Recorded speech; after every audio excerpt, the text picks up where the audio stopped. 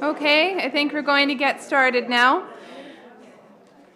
Thank you for attending this Susan McDaniel Memorial Lecture, Great Gardens of the World with Vincent Simeone. Simeone. Vincent is the director at Planting Fields Arboretum State Historic Park in New York. The Susan McDaniel Lecture Series is presented in memory of Susan McDaniel, a New Canaan resident, architect, and landscape artist and lifetime gardener who passed away in 2000. Her family and friends established a memorial fund at New Canaan Library to develop a collection of books and other materials, as well as this landscape series. Please welcome Vincent Simeone.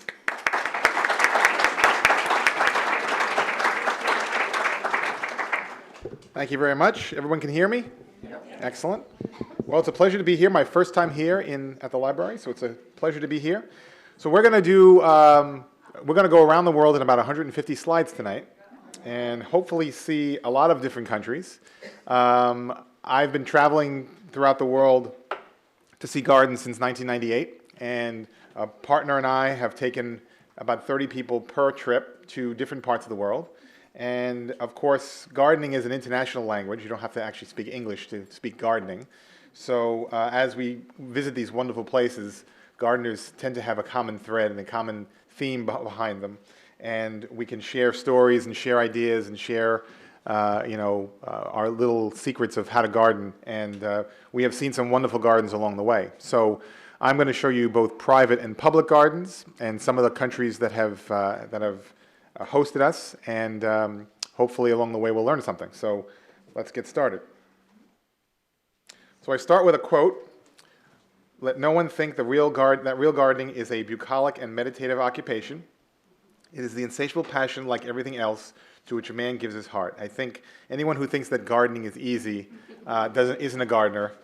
It's not. I saw a book once called Hammock Gardening. There's no such thing as hammock gardening. Doesn't exist.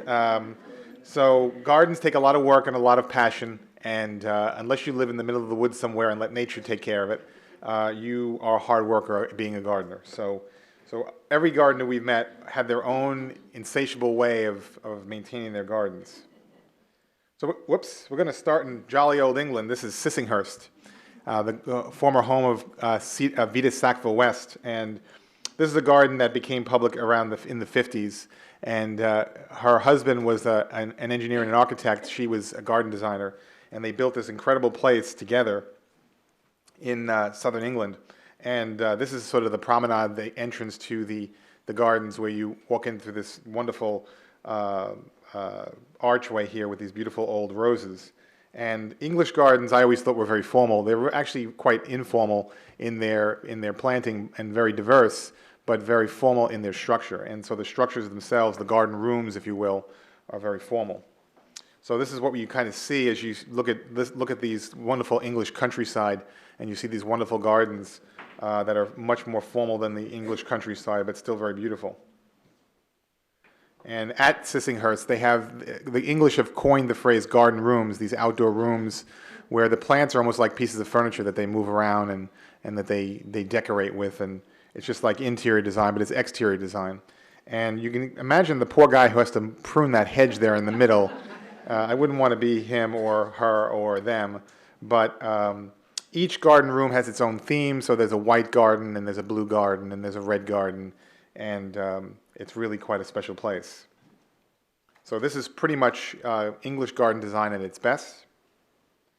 This is the blue garden, so it has things like clematis and lithrum and all types of blue flowers. And of course, everything is maintained impeccably, as you can imagine.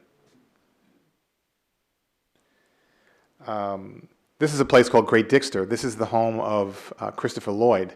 Not the Christopher Lloyd from Taxi or from Back to the Future, the Christopher Lloyd, the garden designer, who until his 80s lived here and designed and gardened here. He was the first person, very, very well-known garden designer from England, really world-known, that English are very strict about their herbaceous borders and their shrub borders, and never the two shall meet. And Christopher Lloyd was the first person to actually mix the borders and have shrubs in the herbaceous border to sort of act as bones or skeletons of the landscape. And this is Great Dixter. It's a 15th century abbey, which his family handed down to him.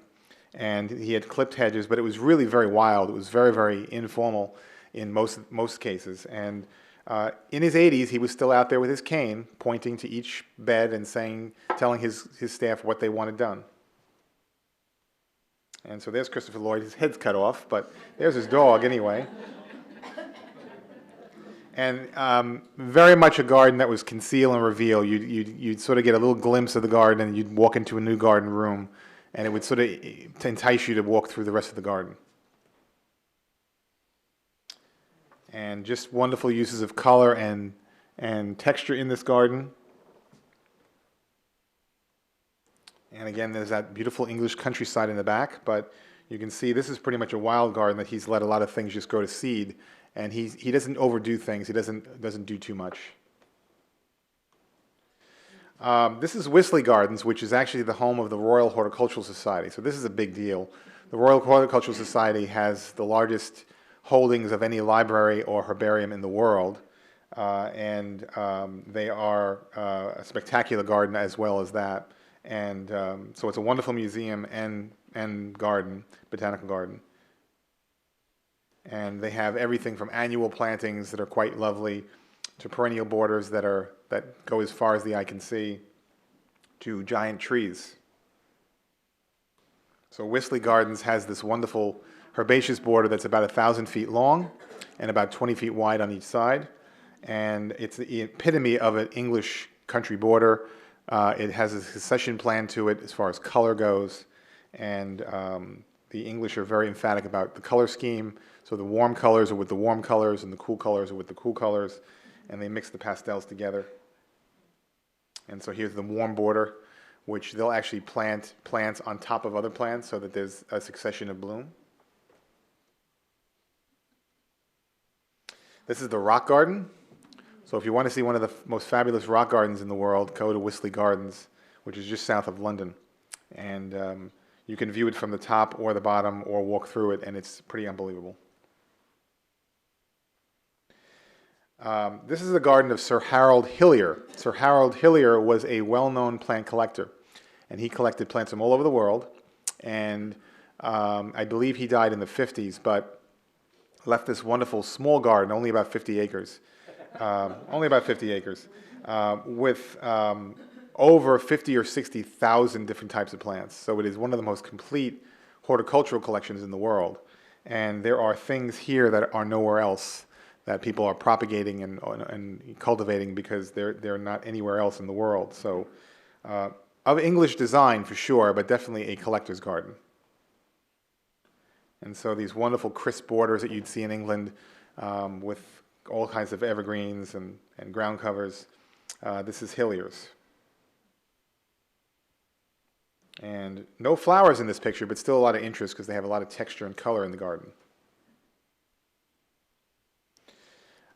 We did go to Wales, which was very close to England, and saw these wonderful, this is a wonderful abbey, which there's always an abbey, a bloody castle in the middle of this garden, or these gardens, and the gardens are pretty spectacular around the abbey. And this is just a wonderful, another example of a wonderful abbey in Wales. And how about these beautiful borders with these? Those are alliums with a plant called golden chain tree. Isn't that nice? This is called Botanic Gardens. And wonderful English borders again, with a lot of different plants. And the English and the Welsh are very, very, it's very interesting how they view trees and preservation of trees. This is an old chestnut, which you would think is on its last leg. In America, this would have been cut down long ago because we would have been, afraid of being sued. The Europeans aren't quite as emphatic about caring about being sued. So this tree is about 400 years old, and they left it. And you see they have a little string around it, like the string's going to be able to do anything to keep people out of there. But yet, I was in the garden for an hour or two and saw no one cross the string. So I think it's just a cultural thing. And they feel that this tree has been there longer than most of them, and they shouldn't take it down prematurely, and people just have to deal with it. So, not that the string's going to be able to do anything if it falls. This is a place called Powys Castle, which is also in Wales, and these wonderful large borders, as you can see here. Seasonal borders that just kept going and going and going. And it doesn't matter the exact plants; it matters the color scheme and the design standpoint. From a design standpoint, again, clipped hedges, which they were used in this garden, taxus, that were over 1,000 years old, and those are the ones at the very end of this border. And so there they are. Those taxus are over 1,000 years old, and they just keep trimming them, keeping them tight. And again, it's an art. It's definitely an art form. Powys Castle. We also did Ireland. Ireland was truly a green island. It was as green as could be.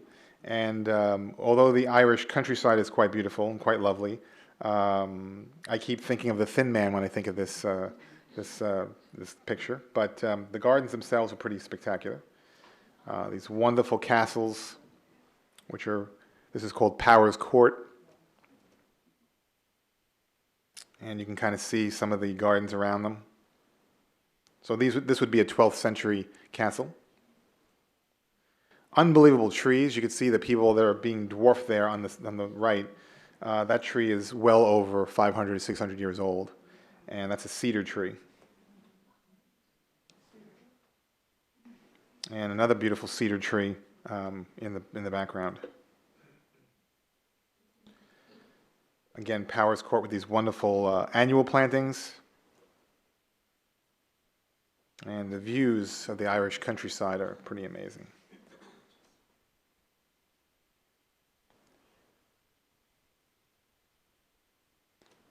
You can kind of see some of the borders very similar to England and Ireland. And very light and a lot of repetition in this particular picture. And there was a lot of that. There was a lot of repetition where the garden just sort of undulated with all this color. This is a private garden we went to. Her name is Helen Dillon. Helen Dillon is a very well-known garden designer from Ireland. She just recently sold this garden, so it is no more. But it is only maybe a quarter of an acre and packed full of unbelievable plants. She's an unbelievable garden designer. She's a great lecturer. And she used colors really, really well in this garden. So you can kind of see this water feature in the center that you walk over, and these borders on either side. Now we go to France. This is Giverny. This is the garden of Claude Monet. And of course, Giverny has two faces. This very colorful, where he lived, and this very colorful landscape with a lot of annuals and perennials that people will paint and take pictures of, and a lot of artists come here. And of course, so these borders are just overflowing with color. So there'll be things like dahlias and hollyhocks and rudbeckias and cosmos and things of that nature. And old-fashioned roses and daylilies that people can take photographs of. And some wonderful combinations. But then there's the other side of Giverny, the beautiful painting that Monet did of the pond and the willows with the water lilies. And so it's a very different part of the garden. You kind of walk under a tunnel to the next side of the garden. And this garden wasn't very large either, but it was very, very interesting, completely cultivated.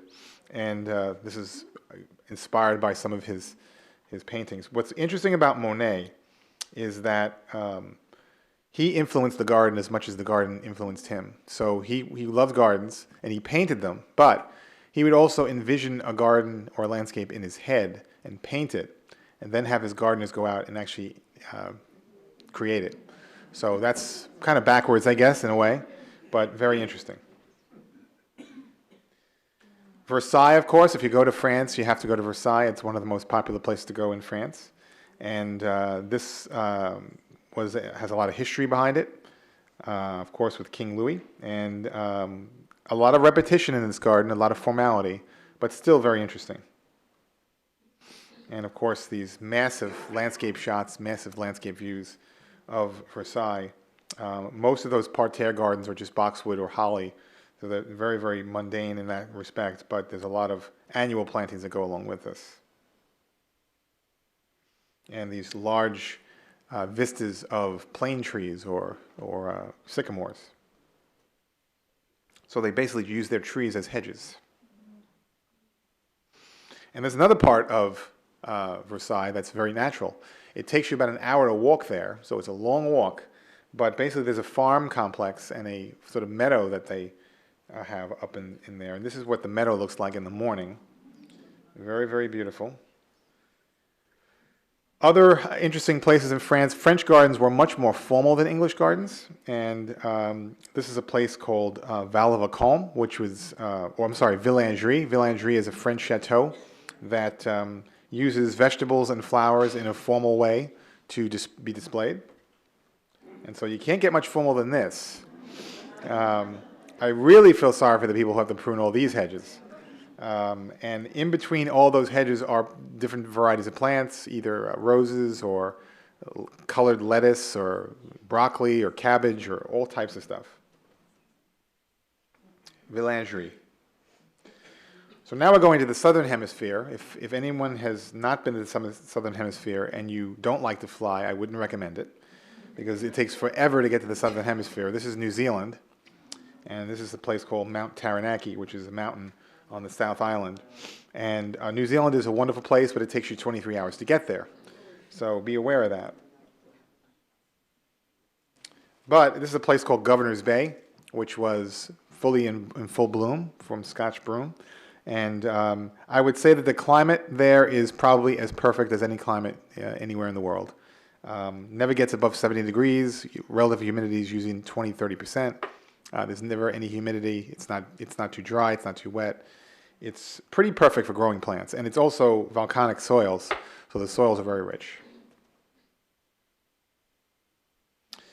This is a place called Airlies. This was another famous garden designer. Her name was Beth Mcconnell, and Beth Mcconnell was written up in many magazines, and basically with her husband, who was an engineer, designed and built this entire garden from scratch. So all these water features were built. These ponds were all built. They can grow ferns and hostas and everything that we have to grow in the shade in full sun. And so that's a man-made waterfall. They can grow South African plants, they can grow North American plants, they can grow Asian plants all together. And these wonderful little gazebos in these water features, these are all man-made. Even their pool was meant to look like a pond. So while it's a chlorinated pool, they had all kinds of cycads and aloes and agaves and things like that growing around the pool, but the pool is actually chlorinated with a waterfall that goes to it as well. This is a place, rhododendrons grow really well in New Zealand. It's perfect climate for them.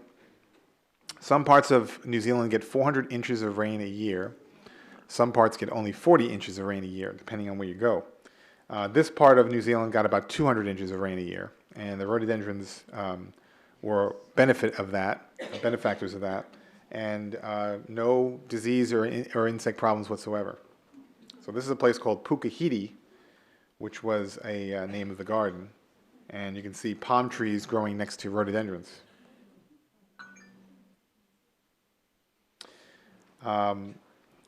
This was a garden of, her name was Gwen Masters, and she was in her 80s. She could barely walk, but she still wanted to have a garden. So while she couldn't garden as she always did, she basically converted this old pool into a garden of her own.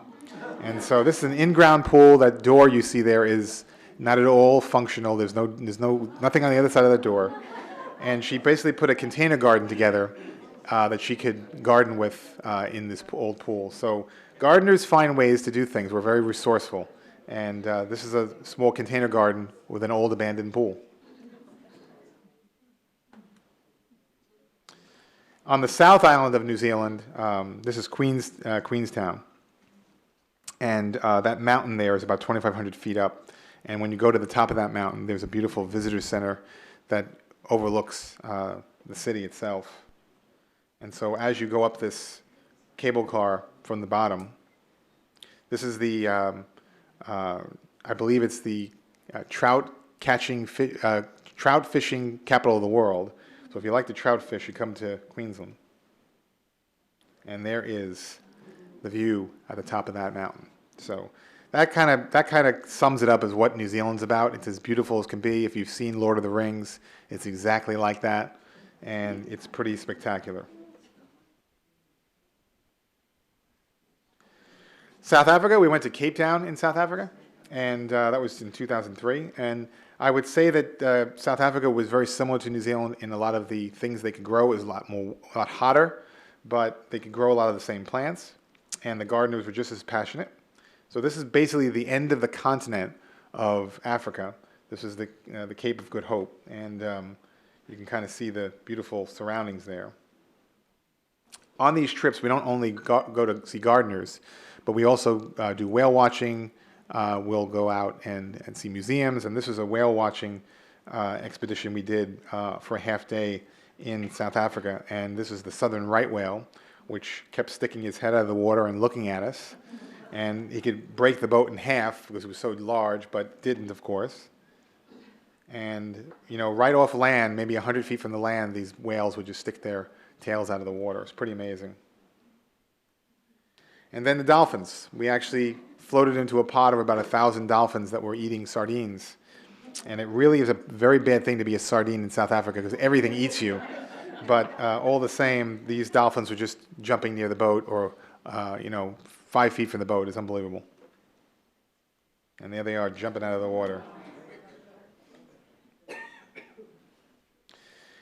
This is a place called Table Mountain. At the base of Table Mountain is the National Botanic Garden called Kirsten Bosch. And Kirsten Bosch is the national garden of South Africa. And a friend of mine who lived there for many years and was from there told me to go to this place. It was a spectacular place. Very wild, but very beautiful. And so they had things like palm trees and cycads and aloes and national collections of different plants. And there's Table Mountain in the background with the garden at the base of the mountain.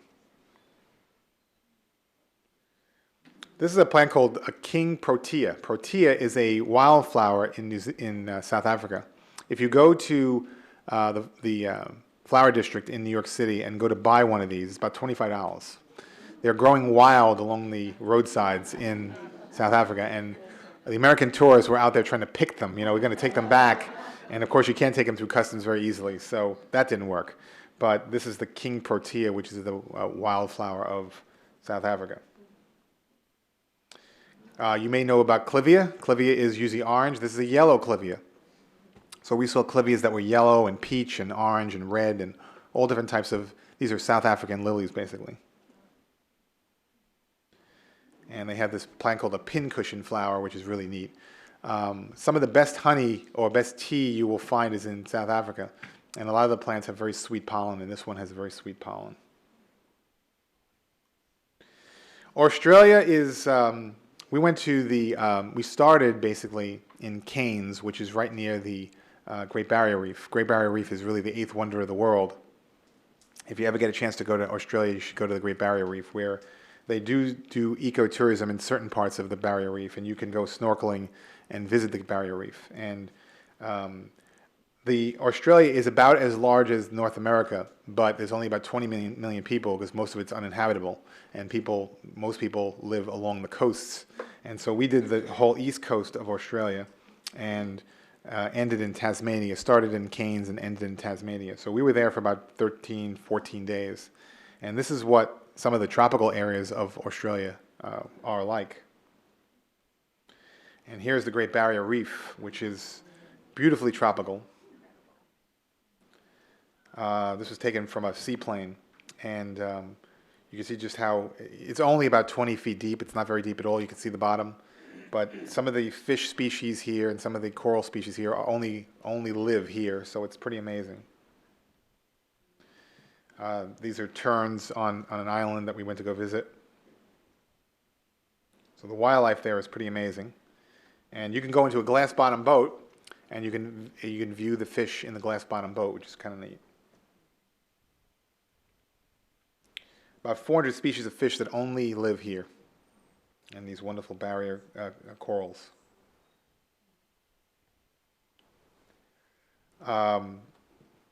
Several cities in Australia that we saw. Melbourne was unbelievable. Sydney was unbelievable. This is the Melbourne Botanic Garden, which is a public park. And the city's right there, but there is the wonderful gardens around it. So this would be equivalent to Central Park, I guess, in their eyes. And of course, the Opera House is iconic. This was interesting. We think we have problems here. Those are called flying foxes. And flying foxes are bats that are literally as big as a fox with wings. And they look just like a fox, but they have wings. They're bats. And they are, like we have seagulls and Canadian geese. It's nothing compared to these. They are actually active during the day, and they hang from the trees as you're walking through the park. And of course, you can imagine there's guano everywhere. And they'll fly from tree to tree during the day. It's like something out of a Dracula movie. And I thought we had problems with invasives, but these are actually from Asia. They're not native to Australia, and they have a real problem with them. But there they are, sort of resting themselves on those trees. But some of the wonderful gardens that we saw in Australia, with some of the wonderful wildflowers, mostly a very arid climate, and wonderful flowers. This is another type of Australian native called Gravella. This is a guy by the name of Sam Wolcott, and it's amazing how small the world is. Sam, I went all the way to Sydney, Australia to visit a guy who was from Stony Brook, New York.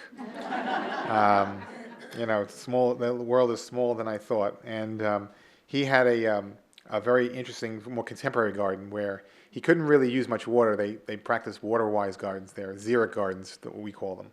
And he couldn't really water much, so he didn't have a lawn. He mostly had wildflowers and gardened on his porch. And so there's his front yard, which is all wildflowers and eucalyptus. And then he built this wonderful pond in the back and had these walls, rock walls, and basically containers. And this is all built. I don't know where people get all this money and all this time to do this, but he built this all himself. First thing I asked him, were there any snakes in there? And he said yes. So I wasn't too thrilled about that. Whoops. And you can kind of see we actually stayed in this resort, and this is the mist in the morning as you open your window. This is the mist in the morning at the resort, and you can go visit at night. You can visit the kangaroos, you can visit the wombats, and you can visit the wallabies and everything else. Like that guy. I guess their kangaroo are equivalent to our deer. They're everywhere, and they do hunt them at times, but this guy was just sort of resting. Koalas, of course. I think this is a wallaby, and they're also marsupials. Looks like a big rat to me, but I didn't want to say that to them. This is the guy on the right is Craig Irving, and this is the Irving family who basically bought this piece of land and built a garden. Built it very quickly. Within 8 years, they had the garden completely built, and it was basically full grown in the sense that they could use it for tours. And ecotourism is very popular over there, and so they built this wonderful garden from scratch. And this is only 8 years old, this garden. And it's called Sunnymead, this garden. And they built all this stonework, this moon gate, these wonderful borders, all these pergolas. Lupins were absolutely unbelievable. This arbor was built by the Irvings. Unbelievable clematis in this garden. Wonderful dogwood trees, and that's another golden chain tree on there on the right blooming, which was absolutely spectacular. So just like in England, or in Wales, they sort of copied that, and there's that wonderful feature again. It almost looks like a yellow wisteria. And that's sort of the views of Australia at sunset. So a wonderful place.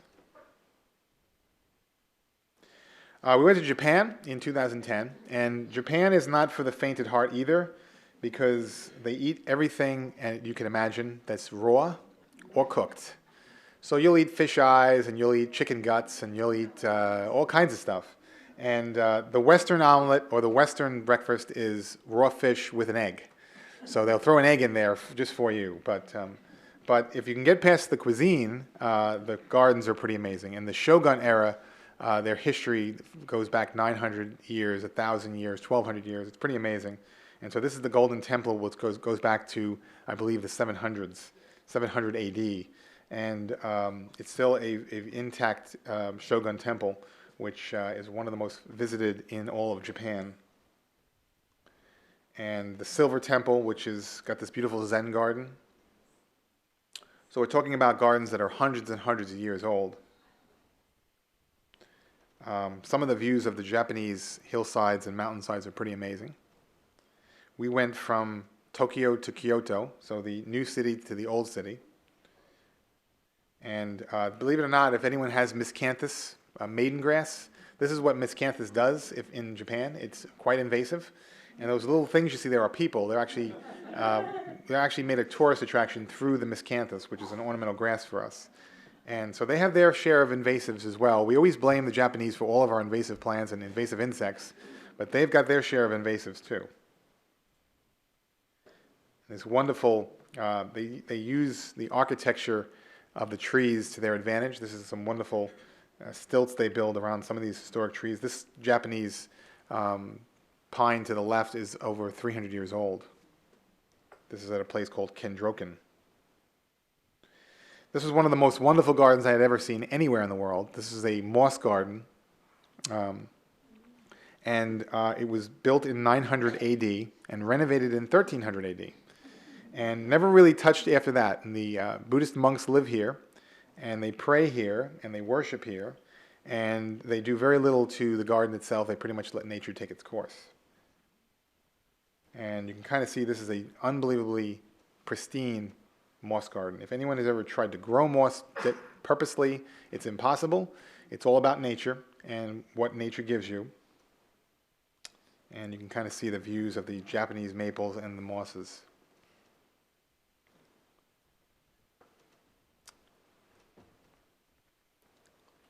And so that's some of the views of this wonderful garden. So not everything was a cultivated garden. This is as natural as you can get. And that was just as beautiful as these cultivated gardens. And they had beautiful mum displays. These are mums that they built, that they prune. So it's really an art form to them. They have flower shows regularly. Some of these temples are thousands of years old, and you can see some of these trees are very, very old as well. Bamboo forests. If you ever get to a bamboo forest in Japan, it's a pretty enlightening experience, and they'll actually light this at night. They'll uplight it, so it's really very spiritual. The building on the right is called the Miho Museum. If you ever go to Japan near Kyoto, you have to go to the Miho Museum, which is a very progressive, very state-of-the-art museum.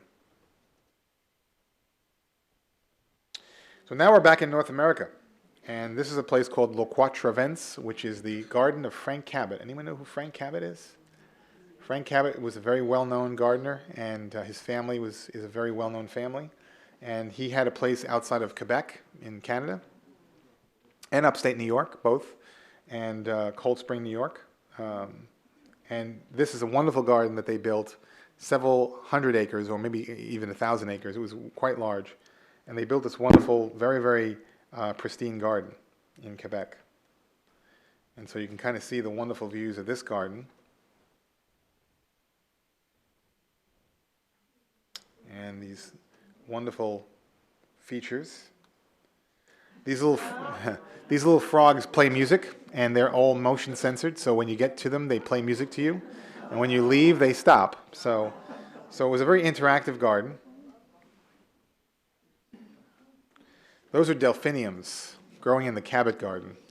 In Canada, they can grow delphiniums and foxglove extremely well.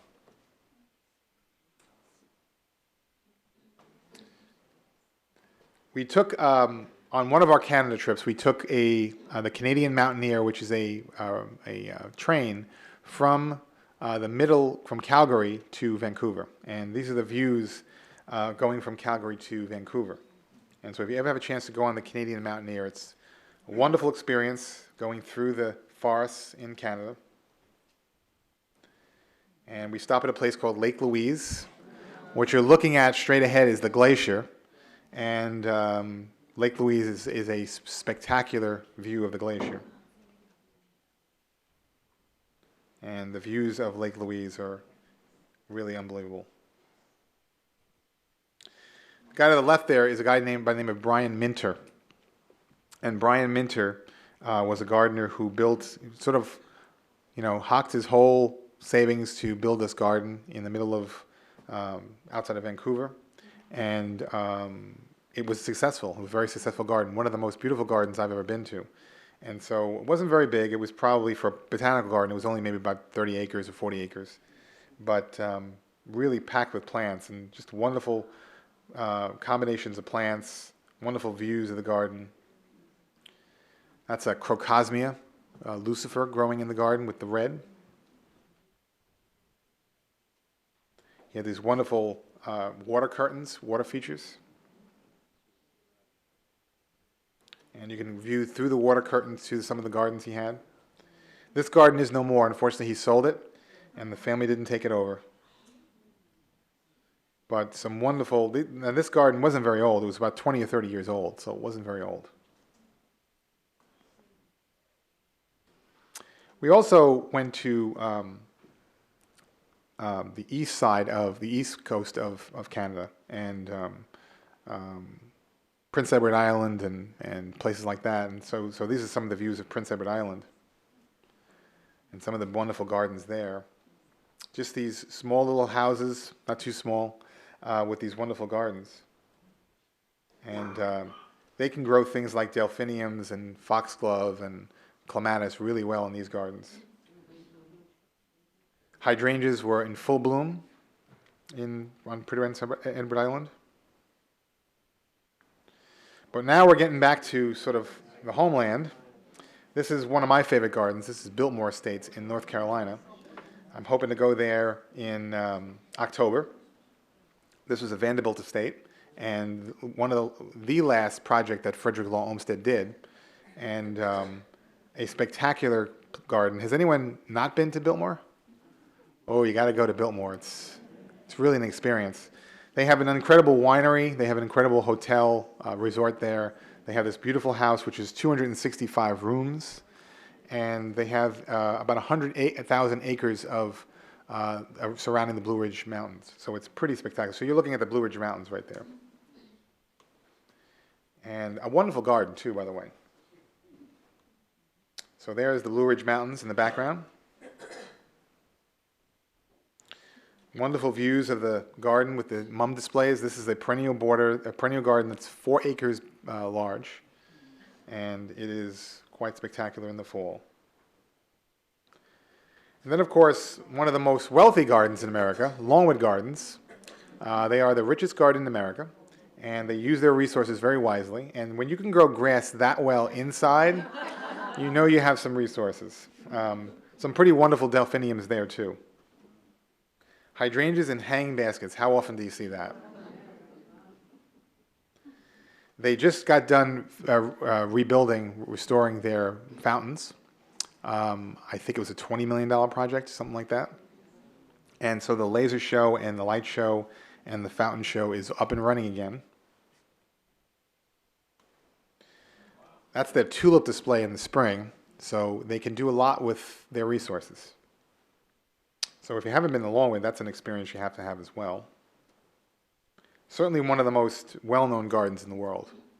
Whoops, I got to go back.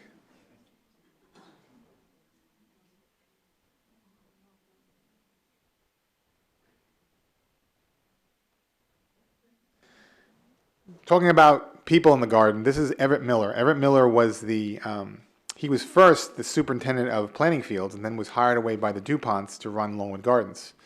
And he was retired by this time, but he took me through the garden. He eventually became the president, the CEO, of Longwood Gardens. A pretty big job, as you can imagine. And he made a lot of what Planting Fields is. He made a lot of what Longwood is. He was a huge influence to many gardeners and many professionals. And he sadly passed away about a decade ago, but I was able to interview him before he died and get a lot of pointers from him and hear a lot of his stories about what he did and how he did it in his career. So it's as much about the gardeners in the garden as the gardens themselves. This is, of course, in New Paltz, New York. This is Mohonk Mountain House, which has a formidable garden in its own right. It's actually, they have some very passionate gardeners there in New Paltz, New York. And Andrew Kern is the head horticulturist there. And they have a wonderful greenhouse complex there as well. And so this wonderful Quaker resort has a lot of horticultural savvy as well. And so there's Mohonk. If you haven't stayed there, you should definitely stay there. It's a pretty amazing place. And every year they have a themed garden holiday. And so this is some of the gardens at Mohonk. Some wonderful views. They have the most spectacular peony collection at Mohonk. If you go there in May, it's pretty spectacular.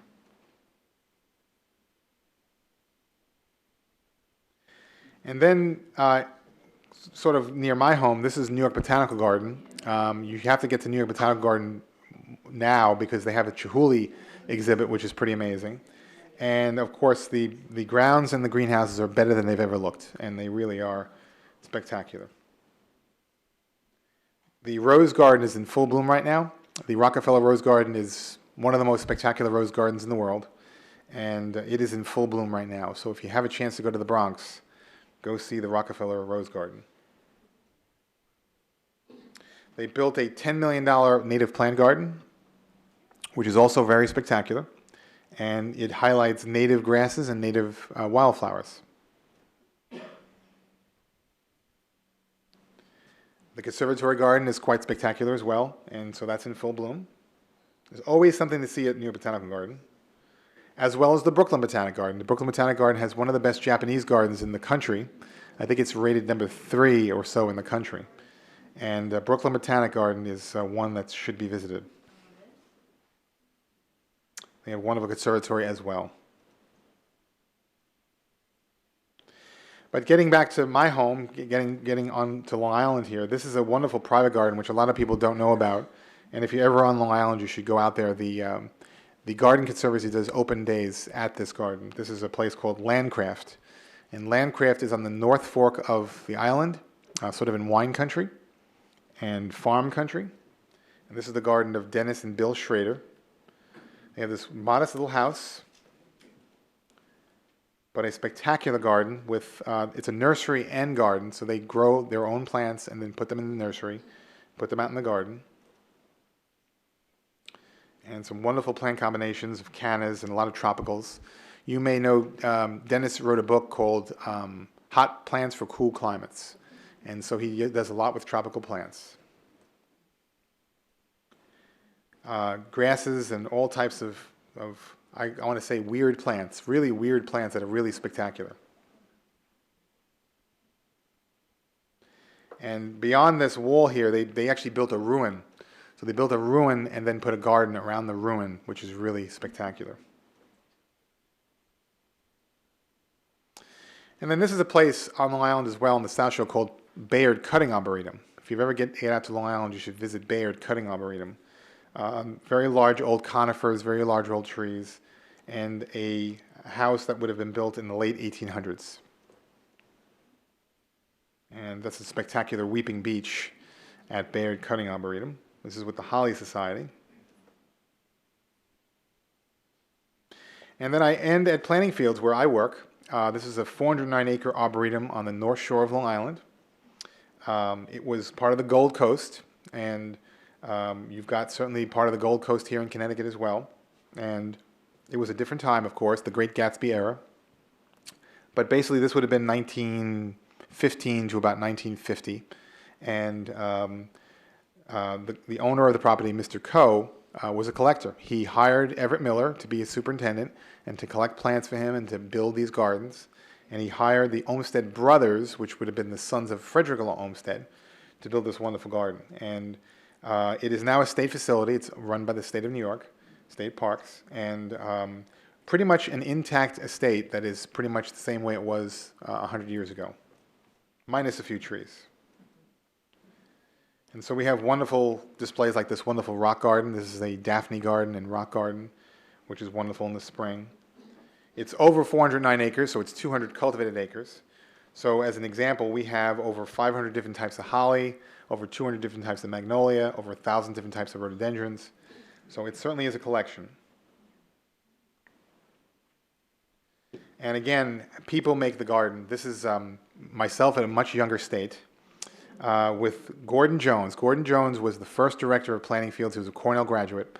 First director of planting fields in 1957, who came in when it first became public from a private estate. And you can imagine what this man had to go through to keep this place going.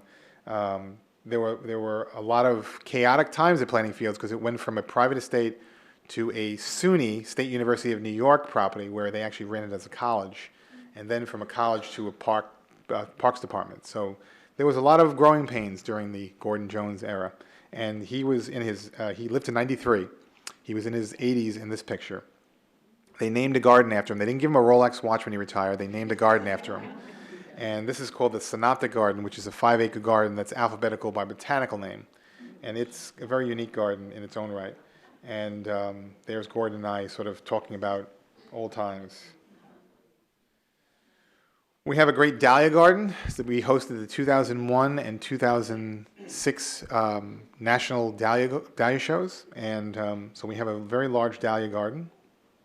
There's a greenhouse complex in the back, which is about 2.5 acres. And there are the dahlias in September.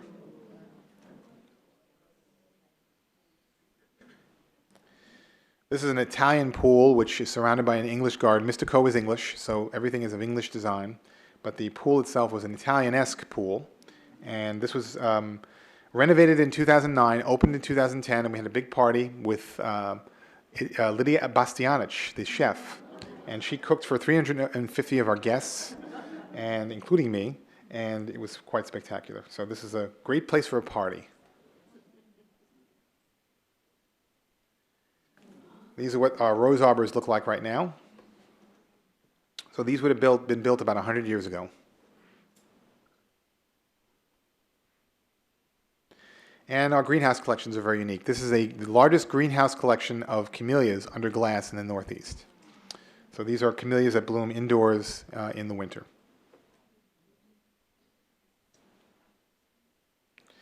And we just built this new garden. This is called a sensory garden. And basically, it's a garden for all the senses, sight, smell, taste, touch, and basically a garden that not only meets but exceeds ADA compliance. So it has raised beds for people in wheelchairs and people with all abilities, and has been a spectacular addition to the garden. So we are also trying to move to the 21st century and accommodate our patrons. We still have our real claim to fame is our old trees. We have lots of old trees, lots of unique trees. And so these are all elm trees that we've planted along the roadsides. And even in the winter, it's a spectacular place to come. That's a 100-year-old cut-leaf Japanese maple, which is pretty spectacular. And I started with a quote. I'm going to end with a quote from the great philosopher Yogi Berra, who said, "If you come to a fork in the road, take it." Each garden path is different, whether you take the fork to the left or to the right, or you take both, and you have the time to take both. Life is a journey. The garden is a journey. You should always try to experience everything you can experience. I do have a new website that I launched, VincentSimeone.com. You can visit my website, and there are a lot of articles that I've written, or plant lists that you can download on deer-resistant plants or seashore plants or pollinator-friendly plants. There's information on my books and information on a lot of horticultural trends and things like that. So thank you very, very much, and I'm here for questions.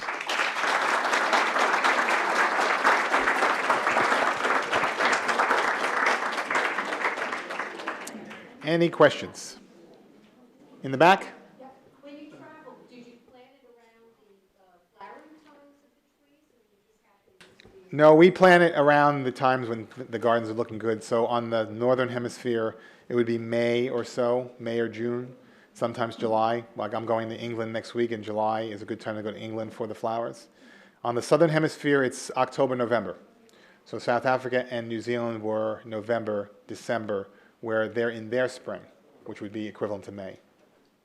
So yes, we do plant it around the garden's peak. Yes? What kind of pests do they have in England? Because I have deer, woodchuck, rabbits, chipmunks, squirrels. Woodchucks are just terrible. They're not supposed to eat, the square stemmed plants. But Oh, that's not true. all the That's not true. clearly it's not true because Yep. they've eaten all the bee balm. England doesn't have the same pests we have. They don't have a lot of rodents that we have. They don't have a lot of snakes and reptiles like we have. They have their share of insects, and they have some invasives that are from Asia and other places. But they don't nearly have what we have as far as mammals that are problematic. New Zealand, for instance, has no snakes in New Zealand. I love New Zealand because there was no snakes. Ireland has no snakes. But if you go to Australia, they have a lot of invasives, worse than we have. So it depends on where you go in the country, in the world. So, yes.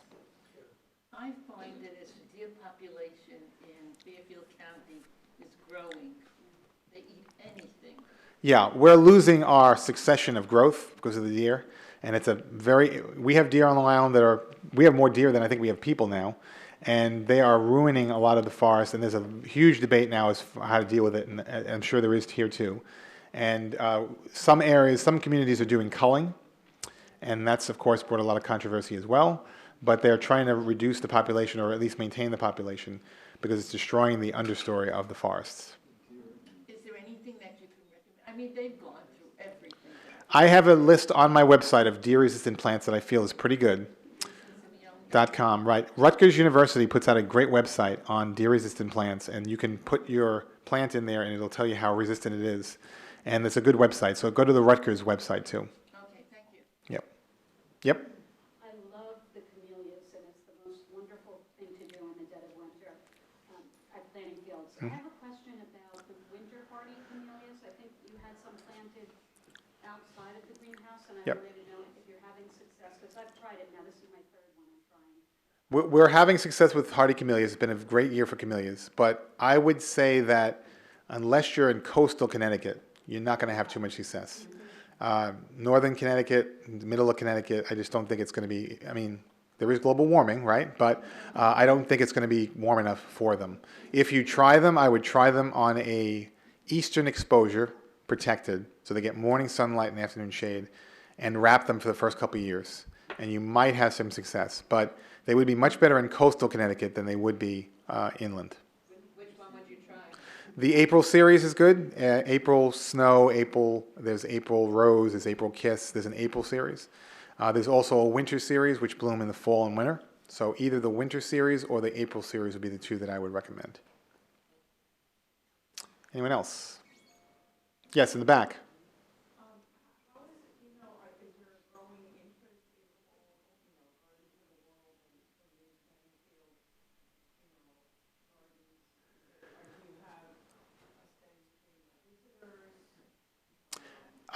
Well, the garden trips we take are always booked. They're always booked within the first week or two that we publicize them. So there's definitely an interest with people traveling abroad to see gardens.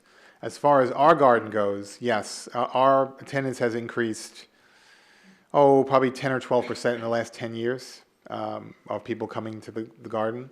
As we renovate more of the garden and make it look nicer, more and more people have come.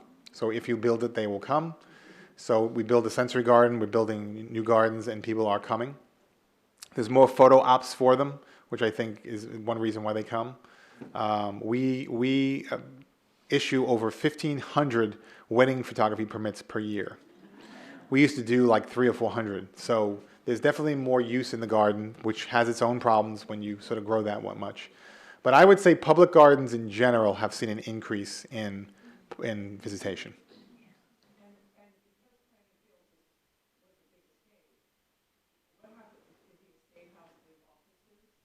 No, the museum is a museum, so there are offices there for the people who work there, but it's basically a working museum, and it's basically furnished as a museum. And then there are buildings, outbuildings that are used for administration and used for staff and things like that. Anyone else? Okay, thank you very much.